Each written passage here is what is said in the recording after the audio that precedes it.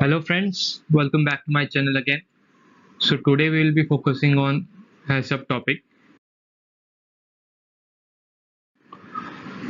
So HACCP, first of all, most of us know the full form of HACCP, but it stands for hazard, H for hazard, A for analysis, C for critical, C for control, and P for points. So this is the full form of HACCP. But talking about HACCP, it is one of the risk management tool.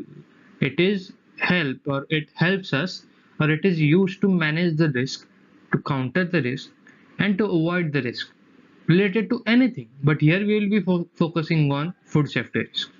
So this is one of the system, or this is one of the process which also helps us first to identify the hazard, like what can be the hazards for this particular food product, what can be the hazards for the particular equipment, and how we can control, how we can counter it.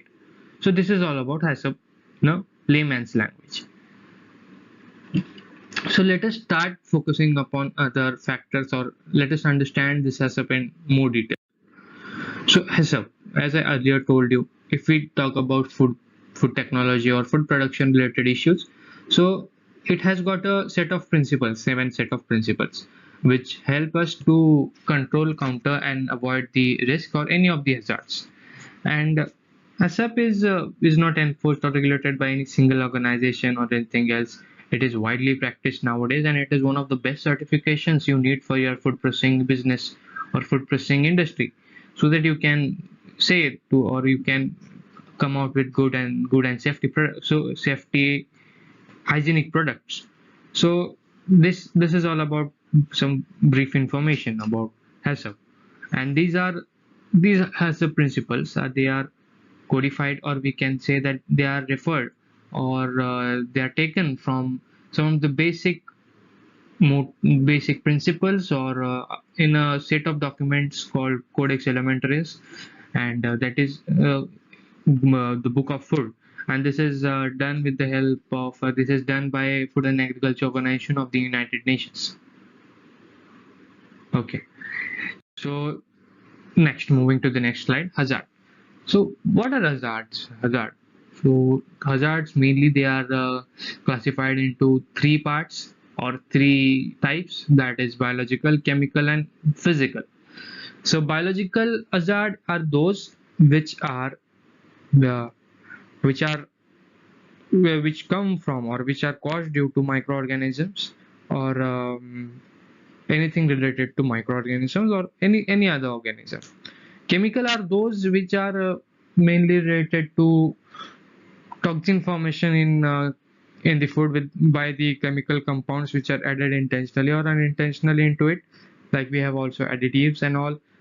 So this comes under chemical. And physical is glass, stones, any the hairs of the food handler, the assessor, or the control, the one who is seeing all these things. So this comes under the physical hazards.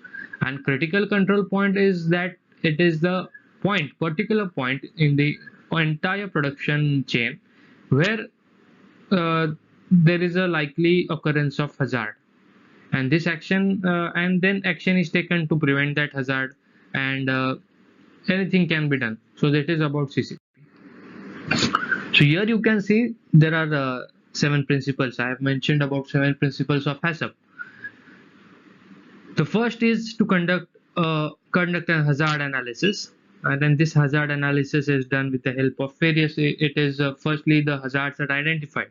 That, like I earlier told you, there are various examples of physical, biological, chemical hazards. I have told you in short, so you can read more about that you can read more about that.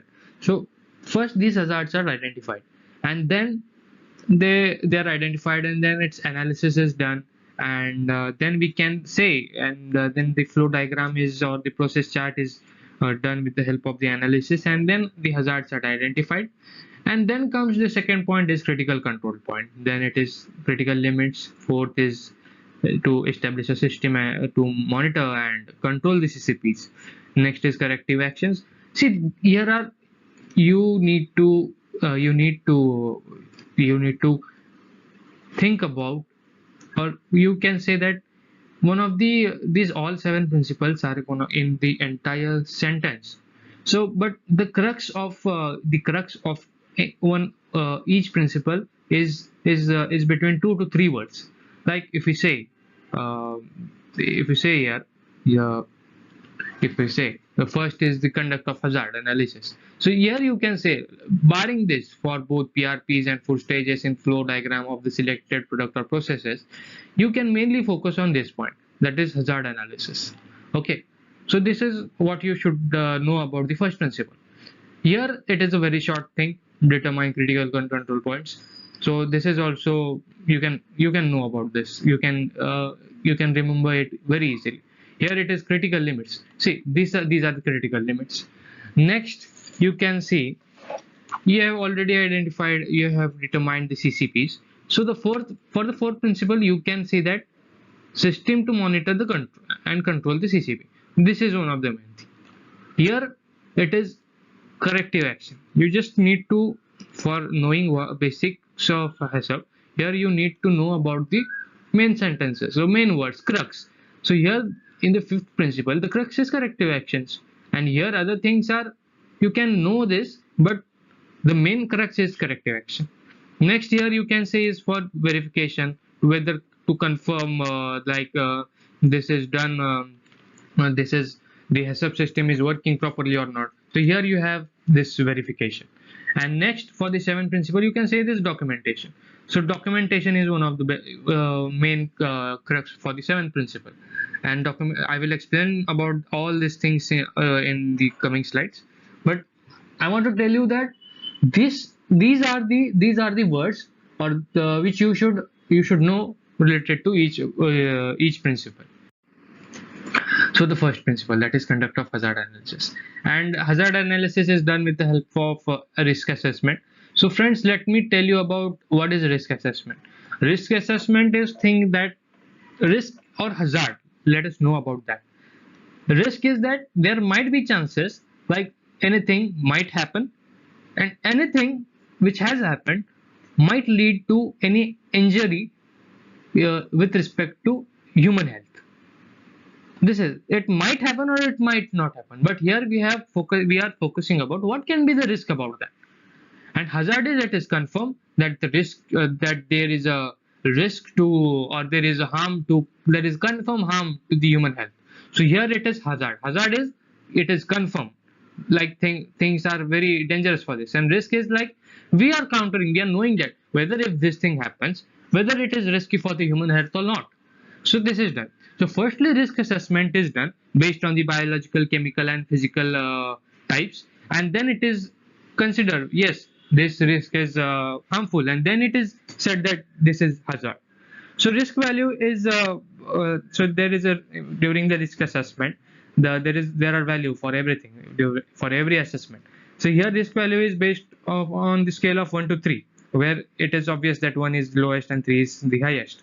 Again, this, in case of severity also, it is 1 and 3, and the risk assessment is done, then it is multiplied. So see here, suppose the risk value here is if we take any of the example, risk value here is 2 is a risk value, and the severity is 1. Severity and risk value, severity is that how much severe the effects will be of that risk. So that is assessed on the base that is known as severity, and severity is again assessed or given value on the scale of 1 to 3. So this is this, and the risk assessment is the product of risk and severity. So if we say the risk value is 2 and the product is 1, so it will be like 2 into 1, which gives you 2. So this is the total risk assessment value. The 2 is total risk assessment value. But in case we here we can say that the maximum risk value can be 3. 3 into 3 is 9. So 9 can be the maximum risk assessment value. In case if the risk value is 3 and the severity is also 3, here you see the severity is also 3. So this is the risk. This we can say that this can be the risk assessment value, that is 9. 9 will be the risk assessment value for the any of the product. So here I have given you examples about this, that these are the cases where you can know about the risk assessment and what is actually going on there. So this was all about risk assessment, and then the final assessment is also done. So and first of all, yeah, I forgot to tell you this, like the likely, if the value goes about, like we say, if it is the maximum value is 9, so above 4, if the value goes for the risk assessment, then we should say that this value is greater. So here we can say that rs if is greater than 4, here you can say that the risk assessment or the risk is very at the huge stage, and it might hamper, it might attack the it might hamper the human health. And also then final assessment is done, and the final assessment many things are considered, but some of the lead questions are like so what we have to do to eliminate this hazard, and what are the acceptable levels of contamination. Suppose there is any contamination, if we say let's take any of the example. See, if we take grains, so grains are contaminated or adulterated with stones. So what will be the acceptable levels before that? See, if I'm giving just an example, it's not in real. If we take 10 grains, and and the number of stones present are 3, so it is 30%. So there are 30% stones present in the in this wheat, in the grains. So here you should know that if the contamination, accepted contamination level is 20, then 20%, but here we are getting 30% of the stones present here. So this is unacceptable. In case if we have got if we get 5% only, so this cannot be considered as contamination, or this is like, it is accepted, it can be done. So these are the acceptable. So you can know about the acceptable and unacceptable levels or limit, and what are the measures. Do control measures exist for the identified, and what are the hazards, and how we can identify those, and how we can counter those, and what are the measures taken for this. So this was all about the hazards and hazard analysis, the first principle. So I hope you have understood. Next is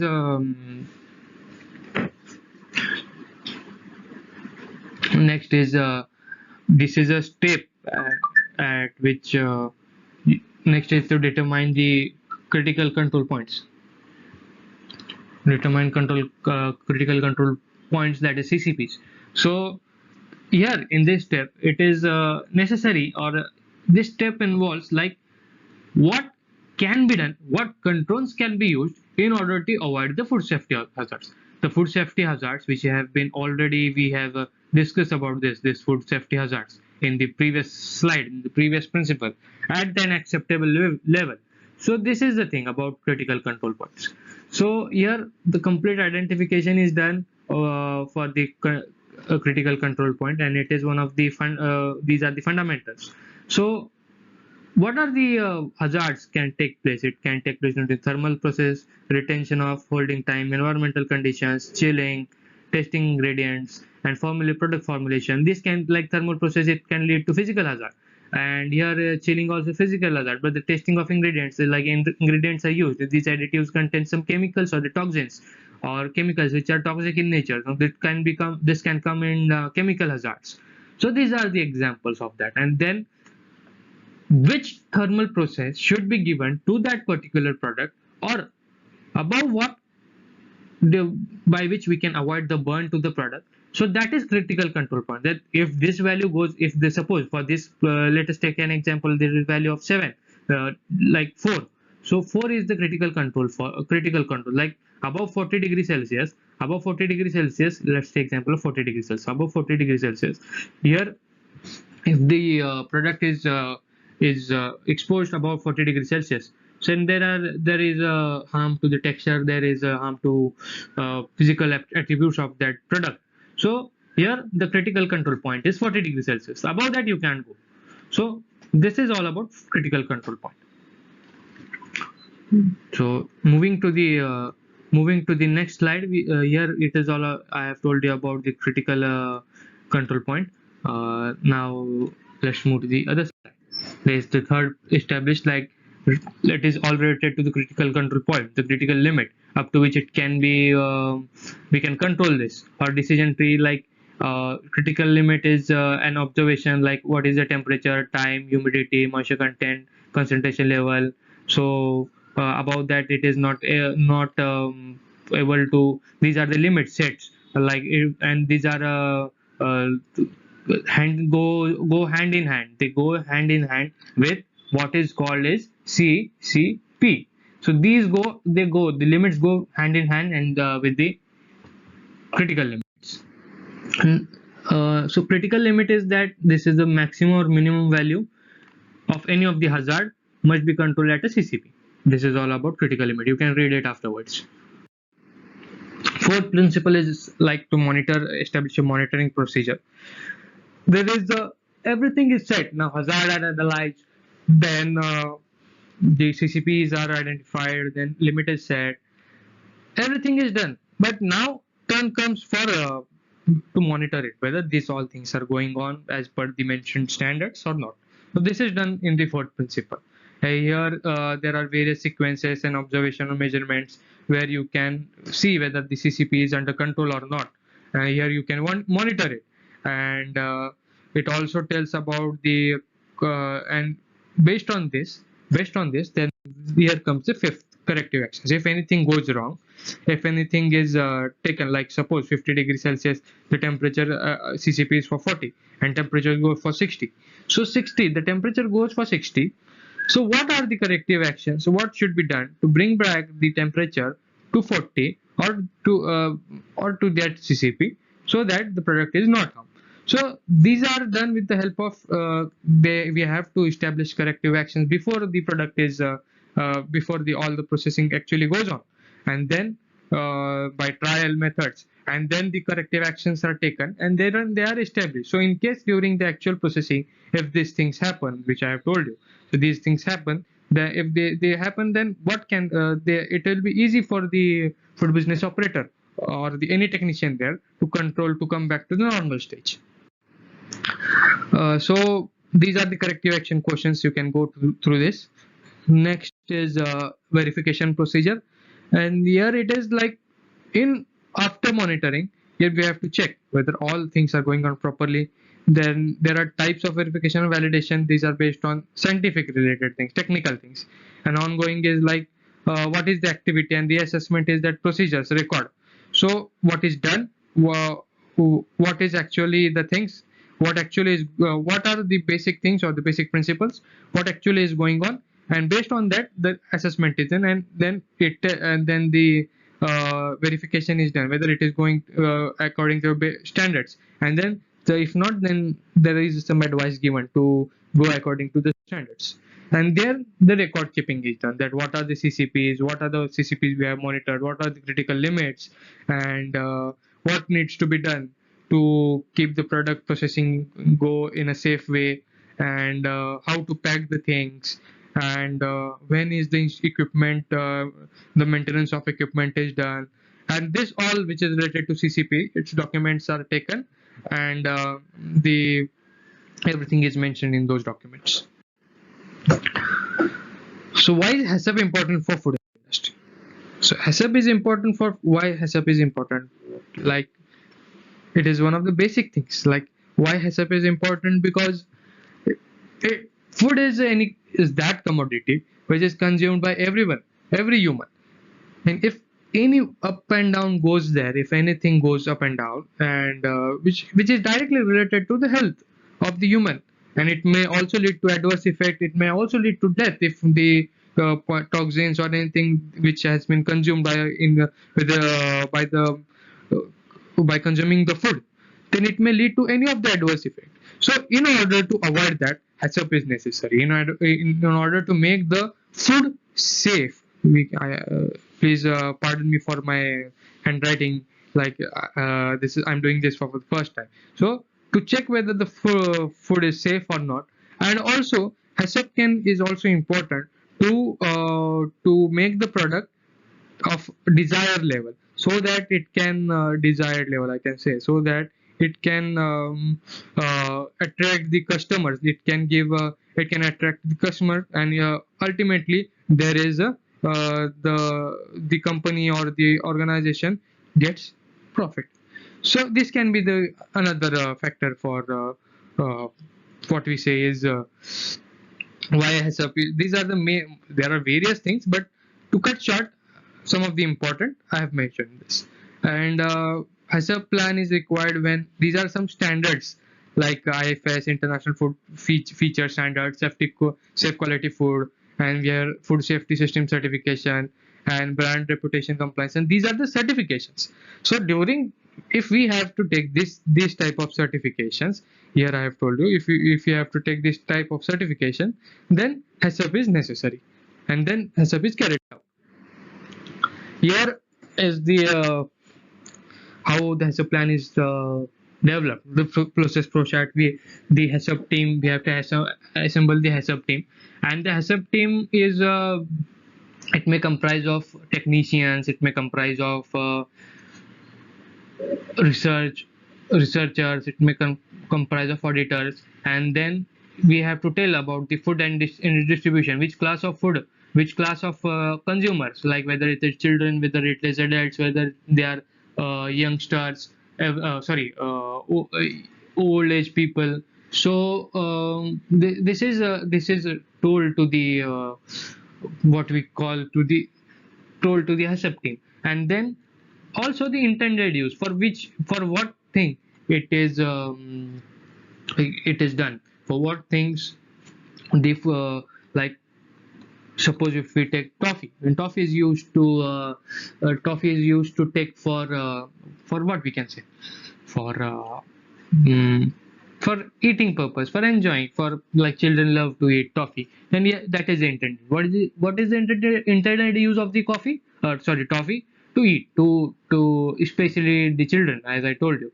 So here the intended use is told about that. Then there is a flow diagram is done, including all the process which are related to manufacturing of the toffee, and then the flow diagram is verified. Here it is. I have told this is about implementation, how the HACCP team is done.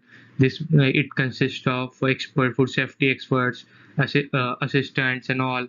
And the HACCP team should also be decided during the preliminary stage. And then after the HACCP team is done, then the details should be given, and also the how the labeling, packaging is done, shelf life of the product is, temperature consideration, this is also considered. Then the list of ingredients, which raw materials will be required should be told, and what are the risks by that raw material, whether if any, and if what are the additives, that also should be considered. And then the flow diagram is made, flow sheet based on the entire process. Then the sanitation principle is one of the major things of the HACCP, like what are the sanitation requirements for the particular product, and these are mentioned in the HACCP plan. This should be mentioned in the HACCP plan, one of the important things. So these are the benefits of HACCP system. It helps to correctly, like to avoid hazards and give safe food, then avoid foodborne illnesses. Also, we can also reduce the loss of product, which ultimately gives you profit. It also gives you best product, and it also helps to go hand in hand with the legal requirements which are set up by the government or the governing body, like FSSAI. So these are some of the benefits of HACCP system. You can go through this, and yes, there is no such thing called zero risk. Risk is always there. Just risk analysis is to be done in a best way, so that what are the hazards? If first we should identify them, and then we should take precautions, or we should take measures. We should take measures so that these hazards are done zero. Their effect is done zero. Their effect is done null, and it does not affect the human health. The main aim is this. So this is there is no to conclude that there is no zero risk, but you can control the hazards and avoid the hazards. So that was all about the HACCP. If you have so friends, if you have understood this, if you liked the session, please do like, subscribe, and share to maximum people, so that we can come up with more and more such good videos. Also, all the best for your upcoming exams. Thank you, and have a nice day.